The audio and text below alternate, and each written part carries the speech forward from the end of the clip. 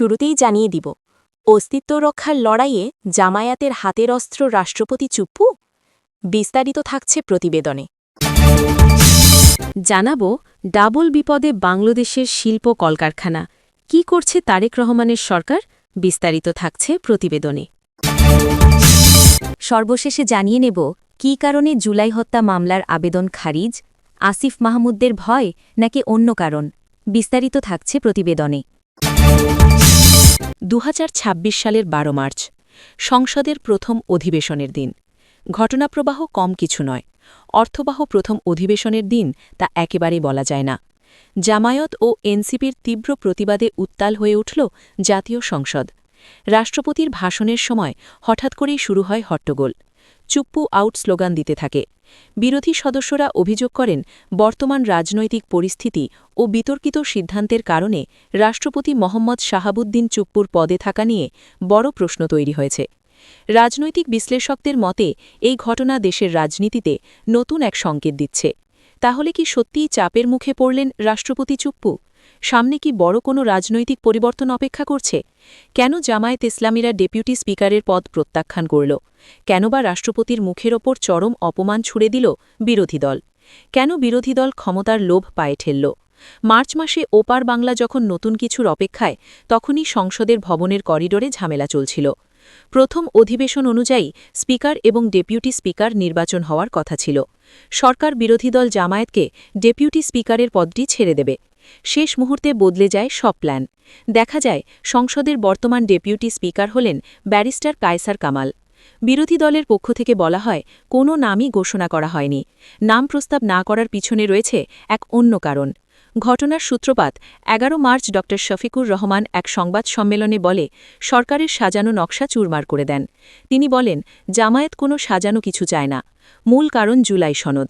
সনদে স্পষ্ট বলা ছিল ডেপুটি স্পিকারের পদটি হবে বিরোধী দলের অধিকার।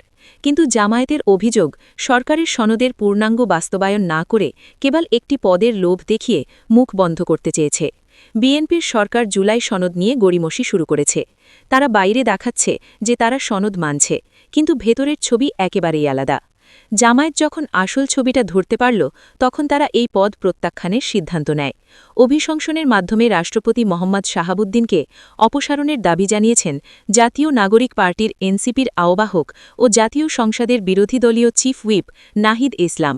ফ্যাসিস্টের দোষর আখ্যা দিয়ে অবিলম্বে রাষ্ট্রপতিকে অভিশংসনের মাধ্যমে অপসারণ করে নতুন রাষ্ট্রপতি নির্বাচন এবং তাকে গ্রেফতারের দাবি জানিয়েছেন তিনি। নাহিদের দাবি রাষ্ট্রপতি শপথ ভঙ্গ করেছেন, তার বিরুদ্ধে আর্থিক দুর্নীতির অভিযোগ রয়েছে এবং তিনি জুলাই আন্দোলনের সময় নির্বিকার ভূমিকায় ছিলেন। এক অনন্য দিন ছিল 12 মার্চ। এই দিনটি আগামী দিনের রাজনৈতিক ভূমিকা হয়তো ঠিক করে দিল। কি হবে আগামী দিনগুলি, নজর থাকবে আমাদের। প্রায় এক পক্ষকাল ধরে মধ্যপ্রাচ্যে চলছে ভয়ানক যুদ্ধ। একদিকে ইরানের উপর সামরিক অভিযান চালাচ্ছে মার্কিন যুক্তরাষ্ট্র এবং ইসরায়েলের সেনা।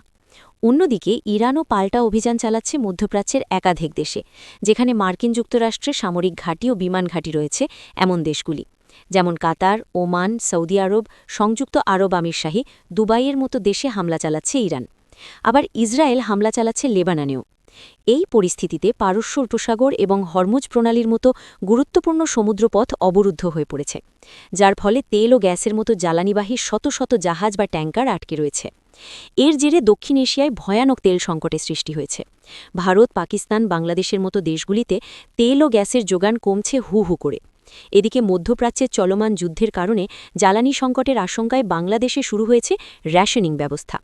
বিদ্যুৎ কেন্দ্রগুলোকে অগ্রাধিকার দেওয়ায় শিল্পসহ অন্যান্য খাতে কমানো হচ্ছে গ্যাস সরবরাহ। ফলে আগে থেকেই গ্যাস বিদ্যুৎ সংকটে ভুগতে থাকা বাংলাদেশের শিল্পখাত নিয়ে সংশ্লিষ্ট মহলের কপালে চিন্তার ভাঁজ পড়েছে। ইতিমধ্যেই গ্যাস রেশনিংয়ের অংশ হিসেবে দেশের 6টি ইউরিয়া সার কারখানা বন্ধ করে দেওয়া হয়েছে। পাশাপাশি বেশ কয়েকটি অন্যান্য কারখানাও বন্ধ হয়ে গিয়েছে বলে জানা গিয়েছে। এর প্রভাব পড়েছে বাংলাদেশের প্রধান রপ্তানি খাত রেডিমেড পোশাক শিল্পেও। সংশ্লিষ্টরা বলছেন বাংলাদেশে জ্বালানি চাহিদার 65 থেকে 70% আমদানি করা হয়। আবার জ্বালানি তেলের ক্ষেত্রে এই নির্ভরতা 95%-এর উপরে। অন্যদিকে গ্যাসের চাহিদারও ২৮ থেকে ৩৫% আমদানি করতে হয়, আর এই সবই আসে মধ্যপ্রাচ্য থেকে। ফলে মধ্যপ্রাচ্যে যুদ্ধের বড় ধাক্কা লেগেছে বাংলাদেশের অর্থনীতিতেও। কৃষিপ্রধান বাংলাদেশের সবচেয়ে গুরুত্বপূর্ণ সার শিল্প। গ্যাসের আকাল শুরু হতেই দেশের ৬টি বড় ইউরিয়া সার কারখানার মধ্যে ৫টি এখন বন্ধ। বাংলাদেশ কেমিক্যাল ইন্ডাস্ট্রিজ কর্পোরেশন পরিচালিত ঘোড়াশাল, চট্টগ্রাম ইউরিয়া সার কারখানা, যমুনা ও আশুগঞ্জ কারখানা বন্ধ করা হয়েছে। উৎপাদন বন্ধ রেখেছে বেসরকারি কর্ণফুলী ফার্টিলাইজার কোম্পানিও। একমাত্র চালু আছে শাহজাহাল সার কারখানা। বলা হয়েছে ১৫ দিনের জন্য এই কারখানাগুলি বন্ধ রাখা হচ্ছে, কিন্তু সংশ্লিষ্ট মহল কবে চালু হতে পারে তা নিয়ে সংশয় প্রকাশ করছেন। এমন পরিস্থিতিতে বাংলাদেশের শিল্প খাতগুলিকে অগ্রাধিকার দিয়ে জ্বালানি সরবরাহ নিশ্চিত করা খুব জরুরি। বিশেষ করে খাদ্য সামগ্রী, ভোজ্য তেল, ওষুধ, সার এবং কৃষি সম্পর্কিত উৎপাদন অব্যাহত রাখতে বিএনপি সরকারকে দ্রুত কার্যকর নীতি নিতে হবে বলে মন্তব্য করেছেন অর্থনীতিবিদরা। তাদের মতে জ্বালানি সংকটের সময় শিল্প কারখানায় উৎপাদন বন্ধ হয়ে গেলে সরবরাহ শৃঙ্খলে চাপ তৈরি হবে। ঈদের আগে এটা বড় সংকট তৈরি করতে পারে। বিদ্যুৎ বিশেষজ্ঞদের মতে এই মুহূর্তে দেশের চাহিদা অনুযায়ী উৎপাদন ইতিমধ্যে চাপের মুখে রয়েছে। বিশেষ করে ঢাকা, চট্টগ্রাম, সিলেট, খুলনা সহ বিভিন্ন বিভাগীয় শহর ও গ্রামাঞ্চলে দীর্ঘস্থায়ী বিদ্যুৎ বিভ্রাটের আশঙ্কা দেখা দিয়েছে। এর সরাসরি প্রভাব পড়ছে শিল্প খাতগুলিতে। জানা যাচ্ছে এই পরিস্থিতি এড়াতে রাশিয়া থেকে তেল ও তরলীকৃত প্রাকৃতিক গ্যাস আমদানি সহ জ্বালানি খাতে সহযোগিতা বাড়ানোর সম্ভাবনা খতিয়ে দেখছে সরকার। অর্থ ও পরিকল্পনা মন্ত্রী আমির খসরু মাহমুদ চৌধুরী বৃহস্পতিবার ঢাকায় রাশিয়ার রাষ্ট্রদূতের সঙ্গে সাক্ষাৎ করেন, কিন্তু এর জন্য তাদের আমেরিকার অনুমতির প্রয়োজন রয়েছে বলেও জানিয়েছেন তিনি। আর সরকার যুক্তরাষ্ট্রের নিষেধাজ্ঞা সংক্রান্ত জটিলতা কাটার অপেক্ষায় রয়েছে বিএনপি সরকার। ২০২৪ সালের জুলাই-অগস্টের তীব্র আন্দোলন এবং ৫ই অগস্টের গণ-অভ্যুত্থানের সময়কালে বাংলাদেশে বেশ কয়েকটি গণহত্যা ঘটানোর অভিযোগ রয়েছে। এর মধ্যে জুলাই আন্দোলন দমনের নামে তৎকালীন শেখ হাসিনা সরকারের নির্দেশে একাধিক হত্যাকাণ্ডের তদন্ত শুরু করে পরবর্তী মোহাম্মদ ইউনূস সরকার। পরে বিচার প্রক্রিয়াও শুরু হয় ঢাকার আন্তর্জাতিক অপরাধ ট্রাইব্যুনালে। এর মধ্যে কয়েকটি মামলায় শেখ হাসিনা সহ আওয়ামী লীগ সরকারের কয়েকজনের সাজা ঘোষণাও হয়ে গিয়েছে। যেমন ক্ষমতাচ্যুত প্রধানমন্ত্রী হাসিনা এবং স্বরাষ্ট্রমন্ত্রী আসাদুজ্জামান খান কামালের ফাঁসির সাজা হয়েছে। কিন্তু মোহাম্মদ ইউনূসের অন্তর্বর্তীকালীন সরকার জুলাই আন্দোলন এবং গণ-অভ্যুত্থানের পরবর্তী সময় ঘটে যাওয়া হত্যা, পুলিশ হত্যা নিয়ে কোনো রকম তদন্ত বিচার করা যাবে না বলে এক অদ্ভুত অধ্যাদেশ জারি করেছিল।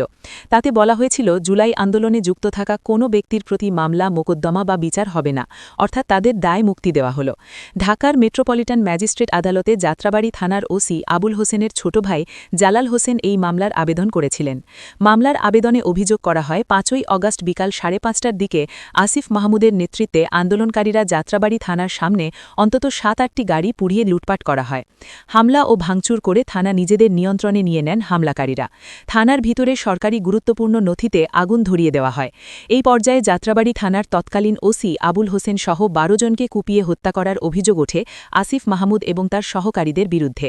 সেই সময়কার বৈষম্যবিরোধী ছাত্র আন্দোলনের নেতা আসিফ মাহমুদ ছাড়াও অন্যান্য অভিযুক্তরা হলেন সংসদ সদস্য আব্দুল হান্নান মাসুদ, আব্দুল কাদের, আবু বাকের মজুমদার, রিফাত রশিদ, হাসিব আল ইসলাম, নুসরাত তাবাসসুম, উমামা ফাতেমা, আরিফ সোহেল। কিন্তু এই মামলা গ্রহণই করল না আদালত। ফলে প্রশ্ন হচ্ছে, কেন আবেদন খারিজ করা হলো? তাহলে কি বিএনপি সরকারও অন্তর্বর্তীকালীন সরকারের মতো এক পথে হাঁটছে? ঘটনা হল, গত ১৭ ফেব্রুয়ারি বিএনপির নতুন সরকার শপথ গ্রহণের কয়েকদিন পর জুলাই আন্দোলনের সময়কার পুলিশ হত্যাকাণ্ডের তদন্ত নিয়ে সরকারের দুজন মন্ত্রী দুই রকম তথ্য দিয়েছিলেন। স্থানীয় সরকার, পল্লী উন্নয়ন ও সমবায় মন্ত্রী মির্জা ফখরুল বলেছিলেন, জুলাই অভ্যুত্থানে পুলিশ হত্যার তদন্তের বিষয় নিয়ে স্বরাষ্ট্রমন্ত্রী যেটা বলেছেন সেটাই হবে এবং দ্রুত তদন্ত করা হবে। কিন্তু এরপরই বাংলাদেশের নতুন স্বরাষ্ট্রমন্ত্রী ও বিএনপির স্থায়ী কমিটির সদস্য সালাহুদ্দিন আহমদ দাবি করেছিলেন, আমি তো এ বিষয়ে কোনো বক্তব্য দিইনি, মহাসচিব কি বলেছেন আমি জানি না। ফলে একটা বিভ্রান্তি তৈরি হয়েছে। ওয়াকিবহল মহল বলছে, জুলাই জাতীয় সনদের অঙ্গীকারনামায় স্বাক্ষর করেছে বিএনপি। সেই সনদেই ছিল জুলাই অভ্যুত্থানে যারা নেতৃত্ব দিয়েছে, অংশগ্রহণ করেছে, তাদেরকে আইনি সুরক্ষা দিতে হবে এবং সাংবিধানিক সুরক্ষা দিতে হবে। সেই কারণেই হয়তো সিদ্ধান্ত নিতে সময় নিচ্ছে তারেক রহমানের সরকার।